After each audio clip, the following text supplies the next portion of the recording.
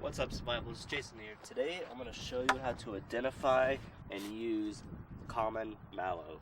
This is a small patch of common mallow, and by the leaves and stem you can tell right here it's almost like a suckle leaf from a single stem. It is dark green on top, light green on the bottom. It has kind of a lobed and serrated edge. So by each little vein, you can see, it's probably better on this side, it is alternating.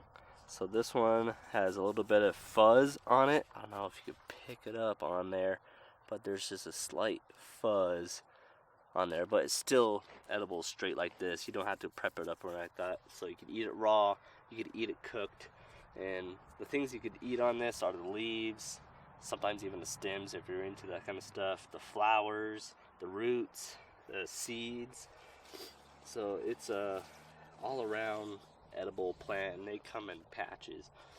So usually they come up in single leaves just like this, and the flowering depends. Sometimes you get August through October. It is November right now, so there's no flowers right now to kind of show off, but the flowers are probably closer to just a long trapezoid that's lobed. It has like two sides of the lobed, so it's kind of like that. They're pinkish white with a pink hue, purplish flower. It really depends of where you're at and what is growing around there, but it's usually around that size. You probably have about, I think it was like 5 petals on each flower.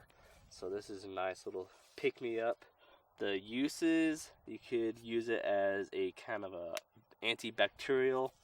You crush it up, chew on it, and then you could use it as a kind of like a salve or a pulp to prevent infections on any cuts, abrasions, anything like that.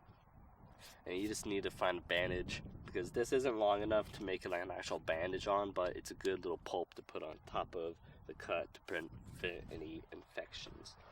You could boil up the roots, make a tea out of it. That is good for digestion, it's good for respiratory issues, and it is mucilagous, so if you like boil up the roots, it's going to be a little slimy, I guess you could say, but it's kind of nice to have. It's not like the ones they have marshmallow. Marshmallow, actually you can kind of make marshmallows, but this one is just more of a good kind of like productive ground cover, as you can see, and usually those are not really as bushy. This one is pretty bushy. They do get pretty tall, and it's a biennial, so it'll come back after dying off on the leaves and stems. The roots stay in, it'll come back next year from the roots. So don't worry about over picking this. Sometimes, yeah, you gotta get to the roots to doing that, but there's bound to be plenty more roots to come back the next year, especially if you try to get the roots for the tea. But really nice plant to have all around, and if you find it, it's usually going to be around kind of poor soil.